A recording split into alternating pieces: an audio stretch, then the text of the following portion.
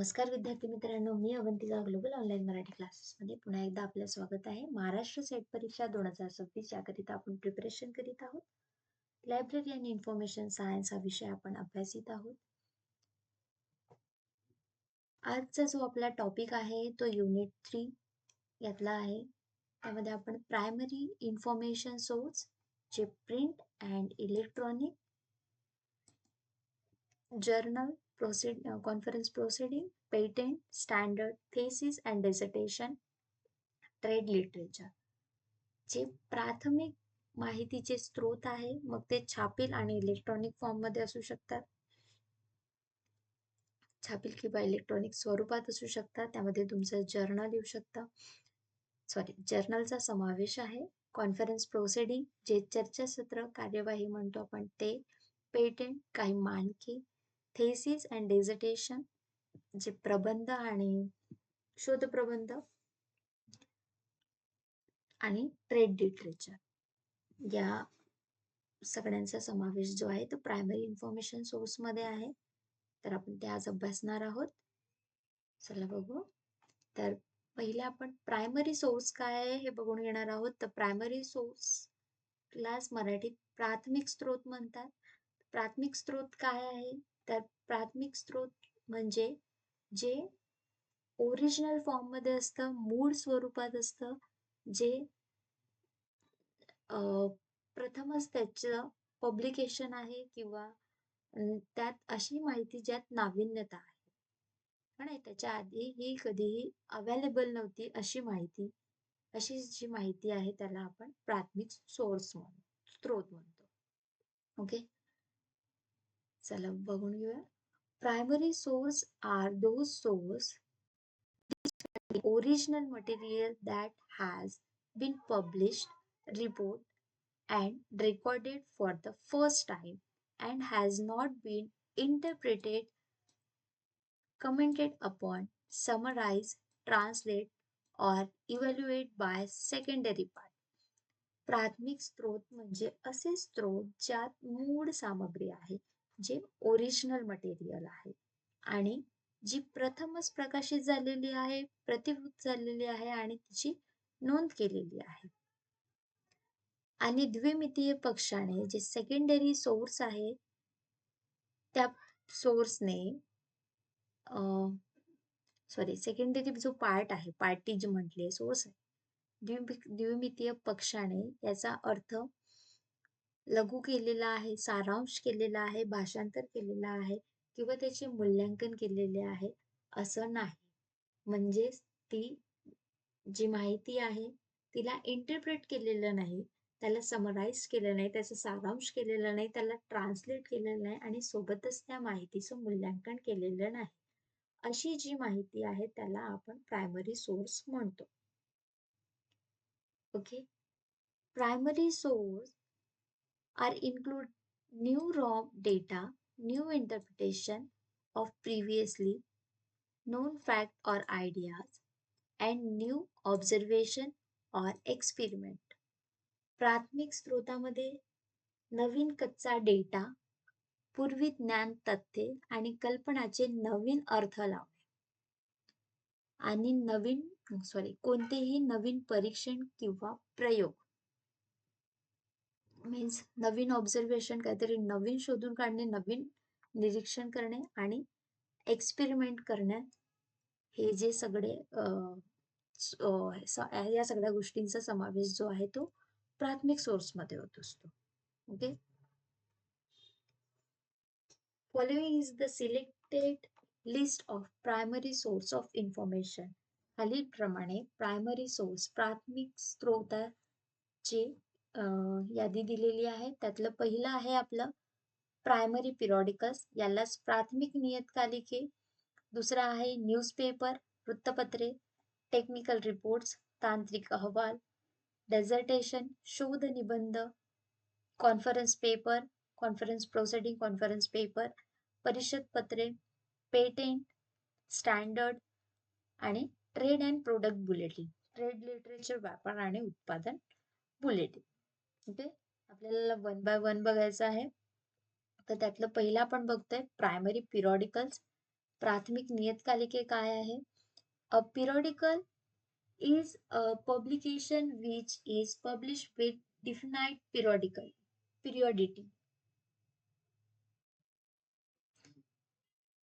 जे पिरियडिकल हे नियतकालिके जे आहे हे एक प्रकाशन आहे जे निश्चित कालावधीसाठी प्रकाशित होत असते. मग ते निश्चित काल काय असू शकतं? Weekly, fortnightly, monthly, quarterly etcetera. Biannual पण म्हणू शकतो. जे साप्ताहिक, प्राशिक, मासिक, त्रैमासिक इत्यादीद्वारे ती प्रकाशित होऊ शकते. Okay. Under the same title and intent to publish indefinitely. सोबतच शीर्षकाखालील प्रकाशित केले जाते, सोबतच अनिश्चित कालावधीसाठी सुद्धा याला प्रकाशित करण्याचा उद्देश असतो. म्हणजे जे निश्चित कालावधीसाठी किंवा ज्यांचं निश्चित कालावधी नाही अशा माहितीला सुद्धा ते पब्लिश करू शकतात. Okay. Each issue is date and consecutively number. Primary periodical most published research article. प्रत्येक अंक दिनांकित आणि अनुक्रमे क्रमांकित असतात. बघा, प्रायमरी पिरियडिकल्स जे आहे, प्राथमिक नियतकालिके आहे, त्यामध्ये त्याचा इश्यू, प्रत्येक इश्यू त्याचा डेट, ते कधी पब्लिश होते ते, आणि अनुक्रमे क्रमांकित म्हणजे त्याचं नंबर जे आहे ते सुद्धा मेन्शन केलेलं असतं त्यात. म्हणून जे पिरियडिकल्स आहेत, प्रायमरी पिरियडिकल्स हे प्राथमिक स्रोत आहे. Primary periodical mostly publish research article. तुमचं जे रिसर्च आर्टिकल आहे ते सुद्धा प्राथमिक नियतकालिके आहेत, कारण प्राथमिक नियतकालिके सुद्धा संशोधन जे लेख आहे, रिसर्च आर्टिकल आहे, ते प्रकाशित करीत असतात. Primary periodical are published by learned societies, universities, government organization and private or commercial publishers. जे प्रायमरी नियतकालिके आहे ते विद्वान समाज, विद्यापीठे, सरकारी संघटना आणि खाजगी किंवा व्यावसायिक प्रकाशकाद्वारे प्रकाशित केले जाते. इथे आपण एक एक्झाम्पल बघितलं आहे. Current science is an example of primary periodical. Primary पिरियडिकलचे एक एक्झाम्पल म्हणून आपण करंट सायन्स घेतलेला आहे. So current science is a primary periodical started in 1932. It is published by Current Science Association in collaboration with Indian Academy of Sciences. जे current science हे जे primary पिरियडिकल्स आहे, प्राथमिक नियतकालिके आहे, ते 1932 पासून सुरू झालेलं होतं आणि त्याचं जे पब्लिकेशन आहे ते पब्लिश जे आहे ते करंट सायन्स असोसिएशन आणि इंडियन अकॅडमी ऑफ सायन्स यांच्या सहकार्याने, यांच्या कोलॅबोरेशन थ्रू हे पब्लिश केलं गेलं होतं. It is publish fortnightly. बघा, याचं जे आपण मागच्या स्लाइडला बघितले की याचं निश्चित कालावधीसाठी ते पब्लिश होत असतं. तर याचं पब्लिश जे आहे त्याची फ्रिक्वेन्सी काय आहे? फोरनाईटली आहे, प्राशिक आहे. The current issue is volume 103, issue number 05, dated 10 September 2012. तर 1932 पासून हे सुरू झालेलं. 2012 मध्ये 10 सप्टेंबर 2012 मध्ये त्यांनी एक इश्यू पब्लिश केला. त्यामध्ये त्याचा जे व्हॉल्यूम नंबर होता त्यात जे व्हॉल्यूम नंबर त्याचा 103 आणि इश्यू नंबर 5 असं होतं. ओके. म्हणजे जे नियतकालिके आहे त्यात तुमचं निश्चित कालावधी आलं आणि त्यात तुमचं प्रत्येकी अंक, दिनांक आणि व्हॉल्यूम सुद्धा मेन्शन झालेला आहे. The periodical publish 2 volume in a year and each volume has 12 issue.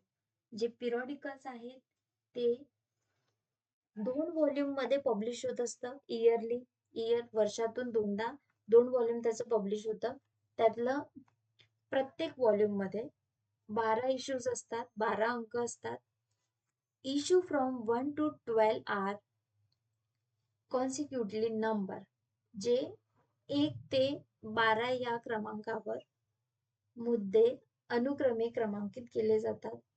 Beside research article, research communication, and review article, the issue contained research news, view, opinion, and letter to the editor.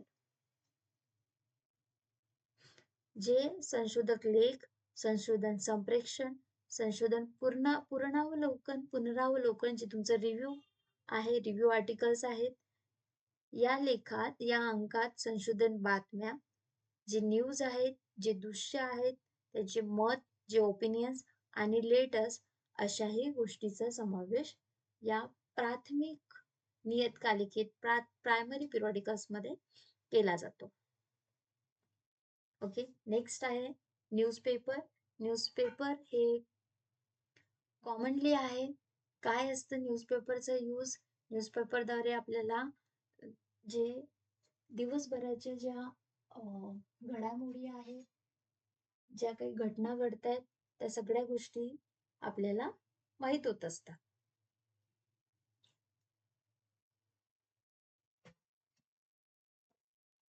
Okay, so newspaper are current awareness media. Newspaper हे वर्तमान जागृतीचे माध्यम आहे. Since they publish news of recent happening on political, social and economic front of the nation, region and so on.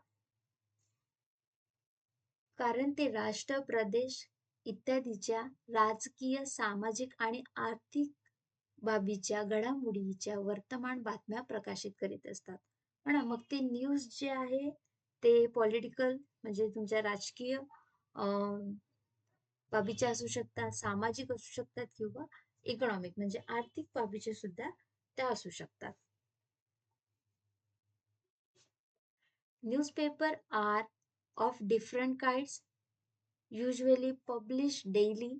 Some of them are local and regional in their orientation and coverage. There are national and international. हे जे newspaper आहे, वृत्तपत्र आहे, ते वेगवेगळ्या प्रकारचे असतात. सहसा दररोज प्रकाशित होणारे. त्यापैकी काही त्यांचे अभिमुखता म्हणजे काय, ओरिएंटेशन आणि व्याप्ती स्थायिक किंवा प्रादेशिक असू शकतं. तर काही राष्ट्रीय आणि आंतरराष्ट्रीय स्तरावरील सुद्धा ते बातम्या असू शकतात. ना some newspaper specialise in economical and financial matter and bring out in depth analysis of trade, banking, commerce etcetera. काही वृत्तपत्रे हे आर्थिक आणि वित्तीय बाबींशी संबंधित असतात, ज्यामध्ये तुमचं व्यापार, बँकिंग आणि वाणिज्य याचा सखोल विश्लेषण ते करीत असतात. Newspaper bring out feature article on subject of current interest, provide weather report, information on sports and game, stock market, radio and TV program, etc. तर काही वृत्तपत्रे हे इंटरेस्ट असलेल्या, रुची असलेल्या विषयावर वैशिष्ट्यपूर्ण लेख प्रकाशित करीत असतात. मग त्यात तुमचं वेदरचं येऊ शकतं, हवामान अहवाल, खेळ असू शकतं, स्पोर्ट्स, खेळांची जी माहिती असेल ते, तुमचं शेअर मार्केट, रेडिओ आणि टीव्ही प्रोग्राम्स म्हणजे तुमचे सिरियल्स बद्दल सुद्धा ते इन्फॉर्मेशन तुम्हाला देऊ शकतात. In fact, newspaper carry useful information for everyone from housewife to top management of companies to planner and policy maker to government department. जे न्यूजपेपर आहे हे सगळ्यांसाठी उपयुक्त आहे. इच अँड एव्हरीवन साठी, प्रत्येकांसाठी न्यूजपेपर जे आहे ते उपयुक्त आहे. मग ते हाऊसवाईफ पासून एखाद्या कंपनीचे जे मॅनेजर्स असतील किंवा मॅनेजमेंट पाहणारे जे प्लॅनर्स असतील, योजना करणारे जे व्यक्ती असतील त्यांच्यासाठी, किंवा गव्हर्नमेंट डिपार्टमेंटमध्ये जे काही पॉलिसीज बनवतात, ज्या नीती तयार करीत असतात त्यांच्यासाठी सुद्धा न्यूजपेपर जे आहे ते उपयुक्त आहे. ओके. Technical reports. टेक्निकल रिपोर्टला मराठीत तांत्रिक अहवाल म्हणतात.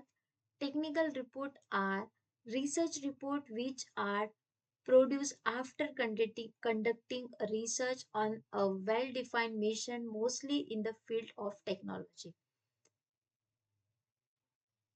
तांत्रिक अहवाल म्हणजे बहुधा तंत्रज्ञानाच्या क्षेत्रात सुनिर्धारित मिशनवर संशोधन केल्यानंतर तयार केलेले अहवाल.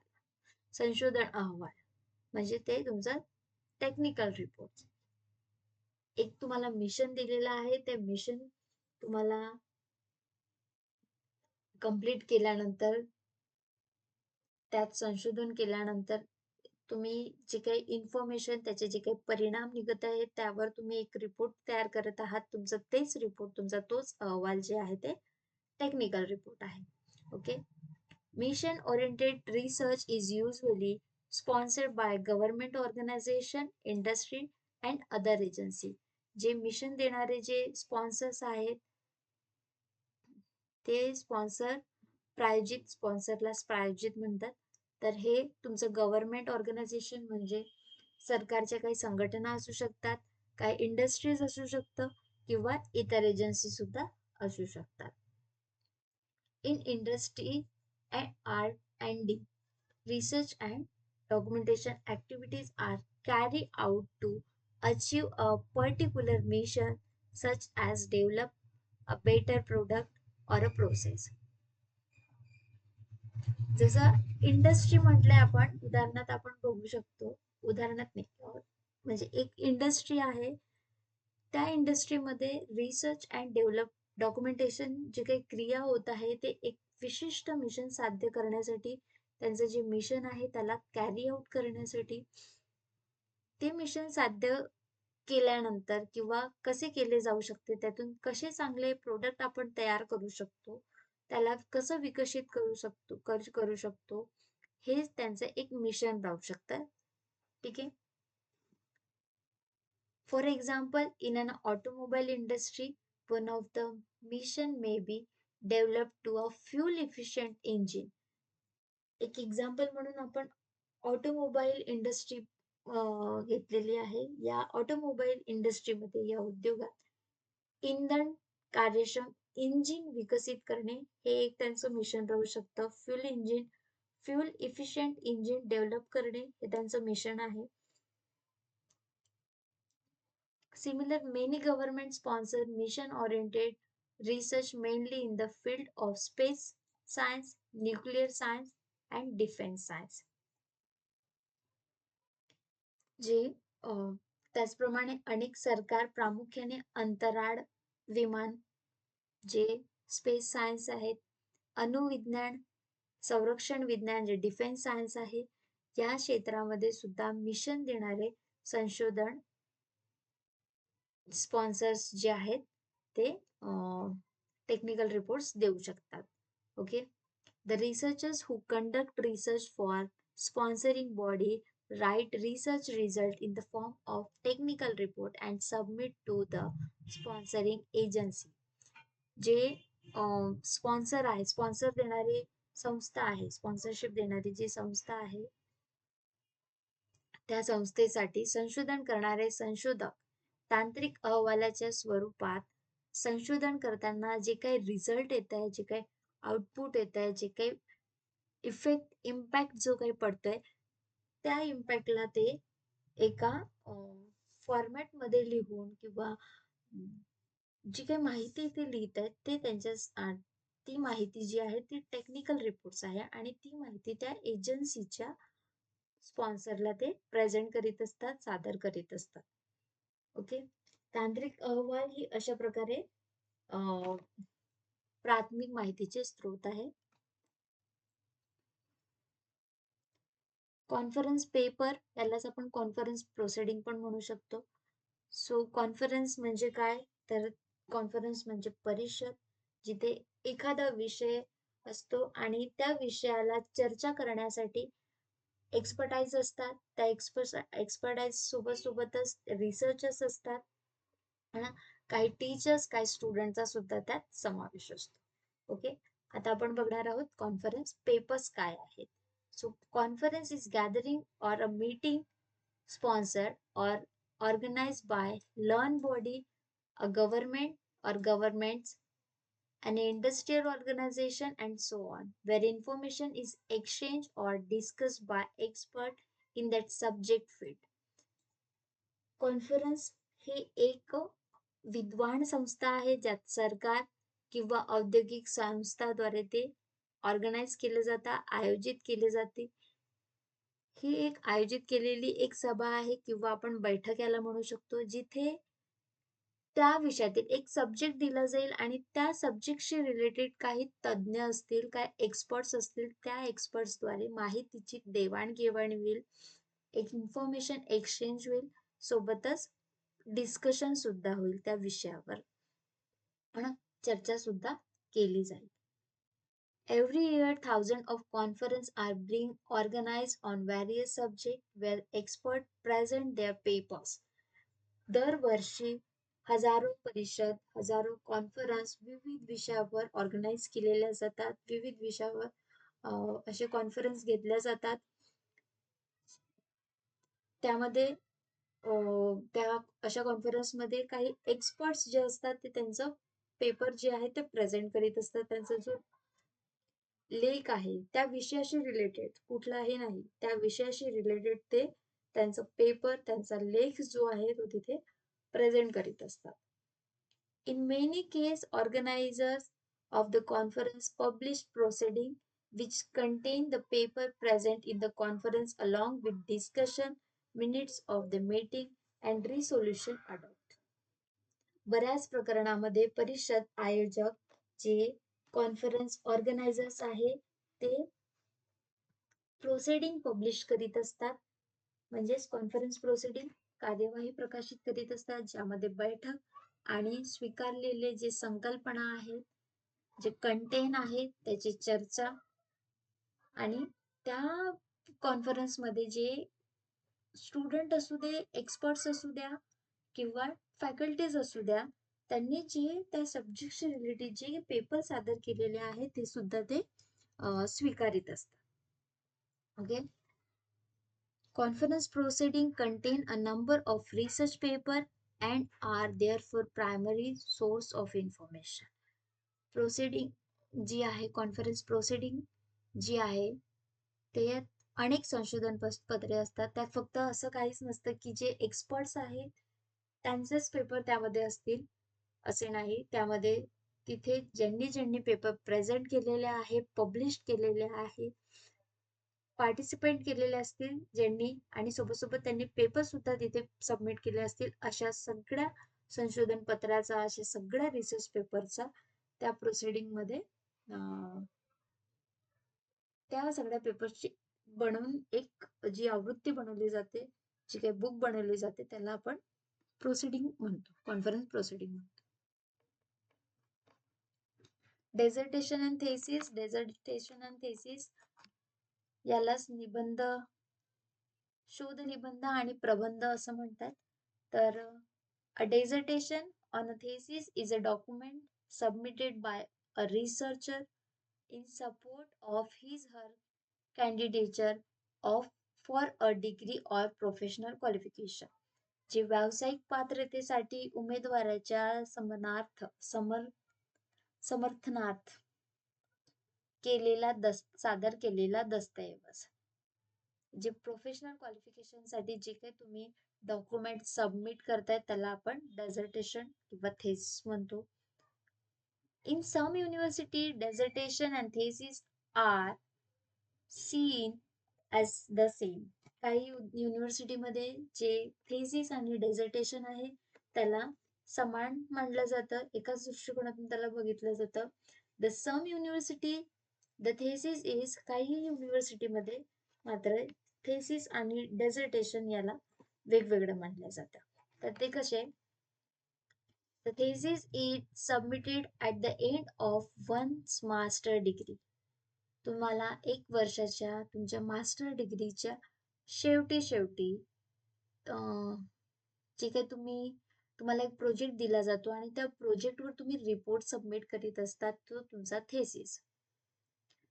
And dissertation at the end of PhD. PhD वर्कच्या नंतर, PhD वर्क झाल्यानंतर जे तुम्ही संशोधन केलेलं आहे त्यावरील जो तुम्ही रिपोर्ट सबमिट करत आहात त्याला तुम्ही डेझर्टेशन म्हणतात. असं काही युनिव्हर्सिटी अशा दृष्टिकोनातून विचार करत असते. Both report original research and are consider primary source of information. परंतु थेसिस आणि डेझर्टेशन हे जे आहे ओरिजिनल रिसर्च असतं, कारण तुम्हाला तुमचं जसं एमलिप झालंय, एमलिपला 4th सेमला तुम्हाला एक रिपोर्ट असेल, प्रोजेक्ट असेल, ज्यामध्ये तुम्हाला एक टॉपिक दिला जाईल आणि त्या टॉपिकवर तुम्हाला रिसर्च करावं लागतं. तो रिसर्च सुद्धा ओरिजिनल असतो, जे तुम्ही स्वतःहून त्या विषयावर शोध घेत असता, हो ना, की किंवा तुम्हाला हवी असलेली माहिती, जी काही माहिती तुम्हाला तुमच्या टॉपिक रिलेटेड आहे, तिथे तुम्ही जाऊन ती माहिती गोळा करीत असतात. कारण प्रोजेक्ट दिलेला आहे, तो प्रोजेक्ट तो कॉपी पेस्ट राहू शकत नाही. त्यात तुम्हाला ओरिजिनल वर्क दाखवायचा आहे. म्हणून थेसिस आणि डेझर्टेशन जे आहे ते ओरिजिनल असल्यामुळे प्रायमरी सोर्समध्ये कन्सिडर केल्या जाते. नेक्स्ट आहे आपलं patent. A patent is a government grant which give a person or a company sole right to make, use and say or sell new invention.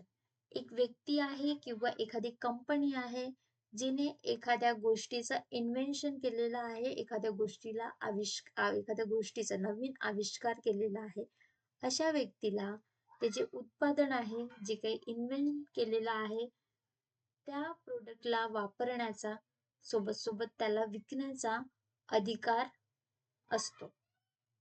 ज्याने ज्या वस्तू क्रिएट केलेल्या आहे, इन्व्हेन्शन केलेलं आहे त्या व्यक्तीला. Okay, for the certain number of the year, आणि काही वर्ष ते वापरण्याचा त्यांना अधिकार असतो. Individual and companies engage in RD activity protect their invention by patenting them with the government. Individually म्हणजे व्यक्ती किंवा कंपन्या यांचे आविष्कार हे सरकारकडे पेटेंट दाखल करून संरक्षित केले जातात. जर तुम्ही काही नवीन गोष्टीचा आविष्कार केलेला आहे आणि त्या गोष्टीवर तुम्ही पेटंट मिळवायचं आहे, तर त्याकरता तुम्हाला सरकारकडे त्याचं रजिस्ट्रेशन करावे लागेल. ते रजिस्ट्रेशन केल्यानंतर तुमचं जे नवीन इन्व्हेन्शन आहे त्याला सरकार जे आहे ते प्रोटेक्ट करेल, त्याला संरक्षण देईल. After registration, the government grant the patent and publish the detail of grant patent through an official publications.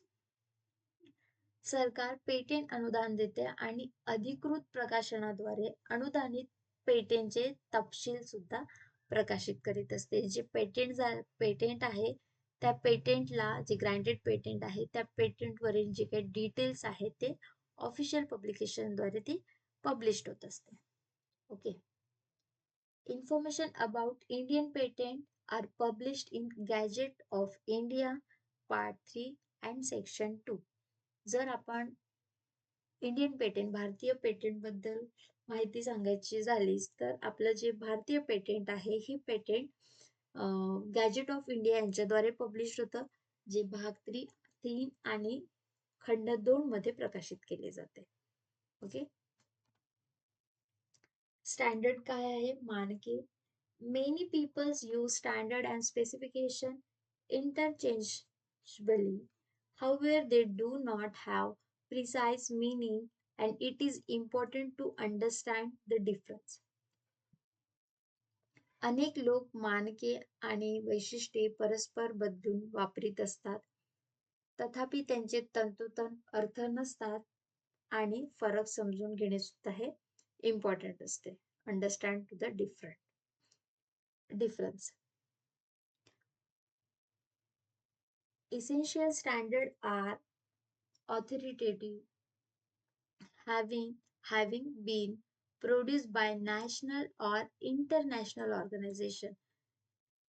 काही मूलभूत मानके आहेत जे भारतीय नॅशनल आणि इंटरनॅशनल ऑर्गनायझेशन जे आहे राष्ट्रीय आणि आंतरराष्ट्रीय संस्थाद्वारे उत्पादित केले जातात.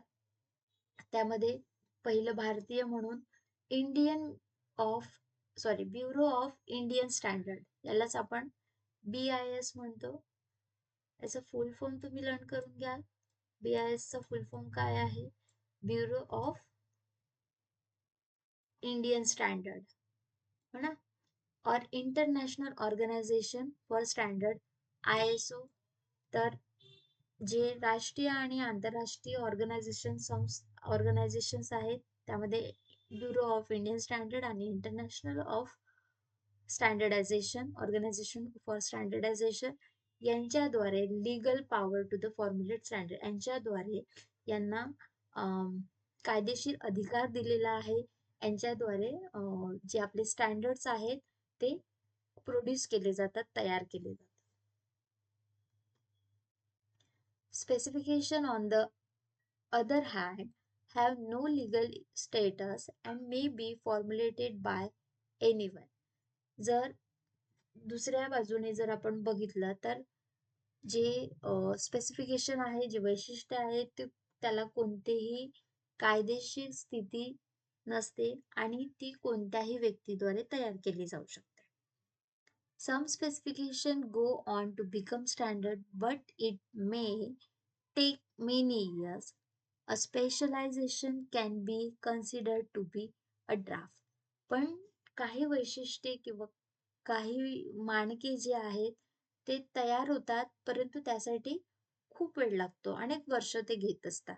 असे जे वैशिष्ट्ये ज्या मानक्यामध्ये असतात त्या मानकाला आपण ड्राफ्ट मानके म्हणतो.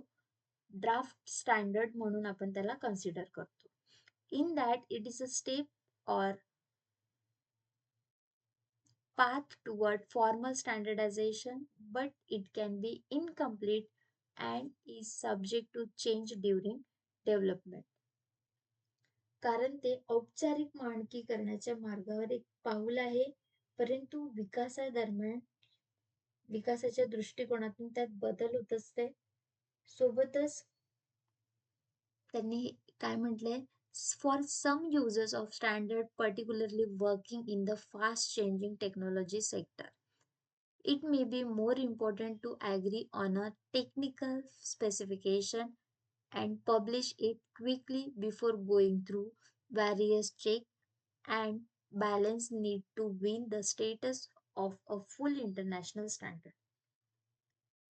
मानकाचा काही वापरकर्त्यासाठी जे स्टँडर्ड युजर्स आहेत त्यांच्यासाठी विशेषतः वेगाने बदलणाऱ्या तंत्रज्ञान क्षेत्रात काम करण्यासाठी पूर्ण आंतरराष्ट्रीय मानकाची स्थिती जिंकण्यासाठी आवश्यक असलेल्या विविध तपासणी आणि संतुलन म्हणजे व्हॅरियस चेक्स आणि बॅलन्सची गरज असते. आणि त्या संतुलनामधून जाण्यापूर्वी तांत्रिक वैशिष्ट्यावर सहमत होणे आणि ते त्वरित प्रकाशित करणे अधिक महत्त्वाचे असू शकते. Conference to a technical specification allow a degree of standardization in advance of the formal development and formal rectification of the standard. जे तांत्रिक वैशिष्ट्याचे पालन केल्याने औपचारिक विकास आणि मानकाचा औपचारिक मान्यतेपूर्वी काही प्रमाणात मानकीकरणाचे अलाव करतात, स्टँडर्डायझेशनला अनुमती मिळत असते. Standard and specification are documents that recommended. स्टँडर्डचे काही शिफारशी आहेत. 2 शिफारस त्यांनी सांगितली आहे. त्यातलं पहिलं आहे minimum level of performance and quality of good and service. माल आणि सेवांची कार्यक्षमता आणि गुणवत्तेची किमान पातळी. दुसरा आहे optimal condition and procedure for operation in science, industry and commerce. discover production, evaluation, distribution and utilization of material, product or service. विज्ञान, उद्योग आणि वाणिज्य यामधील ऑपरेशनसाठी इष्टतम अर्थ किंवा आणि कार्यपद्धती या सगळ्या गोष्टीचा याचा समावेश होतो. तसेच यामध्ये काही सामग्री, उत्पादने आणि सेवांचे उत्पादन, इव्हॅल्युएशन तुमचं मूल्यांकन, डिस्ट्रीब्युशन वितरण आणि युटिलायझेशन सोबतच त्याचा उपयोग करणे सुद्धा समाविष्ट आहे. Standards are basically of two types. स्टँडर्डचे दोन प्रकार आहेत. त्यातला पहिला प्रकार म्हणजे फंडामेंटल स्टँडर्ड, यालाच मराठीत मूलभूत मानके, आणि दुसरा प्रकार आहे टेक्निकल स्टँडर्ड म्हणजे तांत्रिक मानके. तर फंडामेंटल स्टँडर्ड काय आहे ते बघून घेणार आहोत.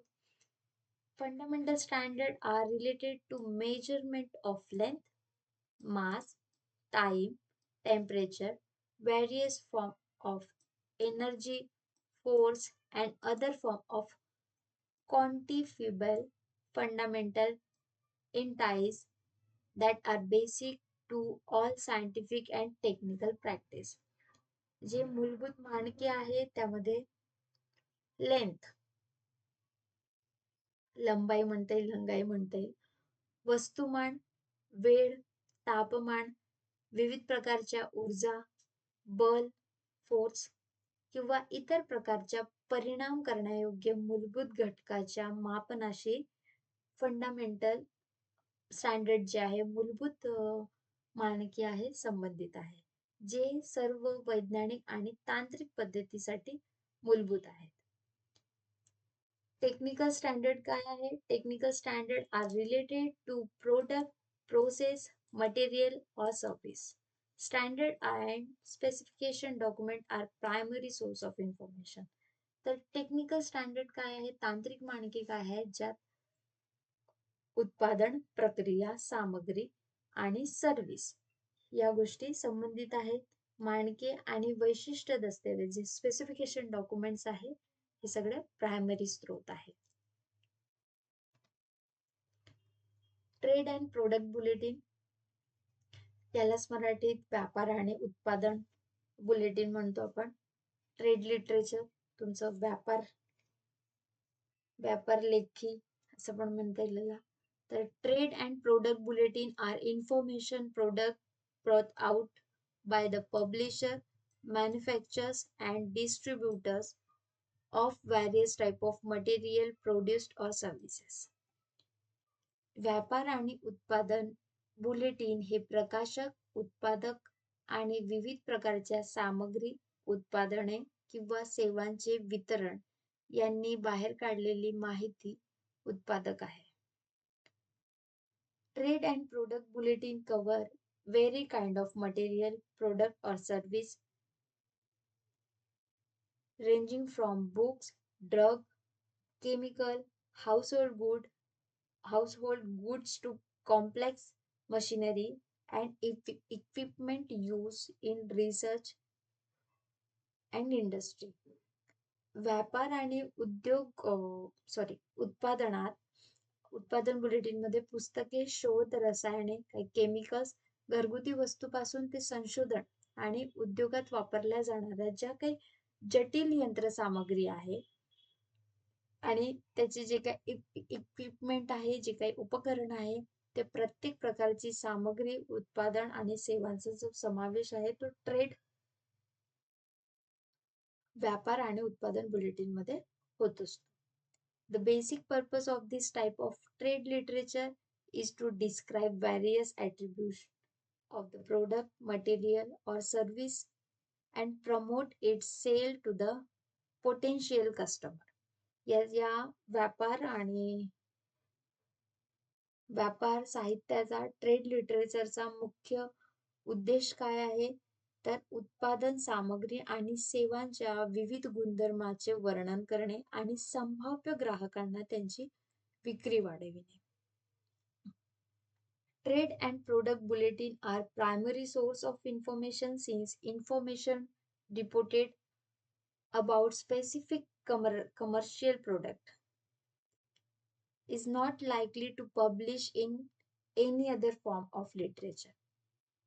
व्यापार आणि उत्पादन बुलेटिन हे प्राथमिक माहितीचे स्रोत आहे कारण विशिष्ट व्यावसायिक उत्पादनामध्ये नोंदवलेली जी माहिती आहे ती माहिती इतर कोणत्याही साहित्याच्या स्वरूपात प्रकाशित होत नाही किंवा होण्याची शक्यताही नसते.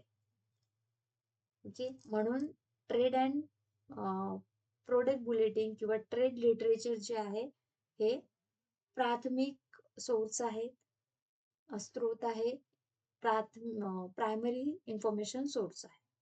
Okay, primary sources are not only wide scattered but are available in such a large number that is extremely difficult to keep track of all that is published in a single discipline. जे primary source आहेत ते केवळ व्यापकपणे विखुरलेले नाही आहेत, not only scattered but तर ते इतक्या मोठ्या संख्येने उपलब्ध आहेत डिफरंट ट्रॅक मध्ये, विशिष्ट वेगवेगळ्या ट्रॅक मध्ये ते व्यवस्थितपणे मोठ्या संख्येने उपलब्ध आहेत आणि ते एकाच शाखेत प्रकाशित झालेल्या सर्व गोष्टीचा मागोवा ठेवणे हे अत्यंत कठीण आहे. To solve this problem, this widely scattered information is primary source is constantly being compressed, organized, and rearranged according to some definite plan and communicate through another set of publications called secondary source of information. जे या समस्येचे निराकरण करण्यासाठी प्राथमिक स्त्रोतामधील जी व्यापकपणे विखुरलेली माहिती आहे तिला सतत संकुचित केली जात आहे, ती व्यवस्थित केली जात आहे आणि काही निश्चित योजनेनुसार रिअरेंज केली जात आहे आणि जे काही डेफिनाइट प्लान्स आहेत, काही योजना आहेत त्याला रिस्ट्रक्चर करण्यात येत आहे, रिअरेंज करण्यात येत आहे आणि माहितीच्या दुय्यम स्रोत म्हणून ती ओळखली जाणारी जे प्रकाशनाच्या दुसऱ्या संचाद्वारे ती संप्रेषित केली जात आहे. ठीक आहे, हे होतं तुमचं trade and product bulletin. Okay, thank you. Hope class तुम्हाला आवडला असेल तर तुम्ही त्याला लाईक करू शकता.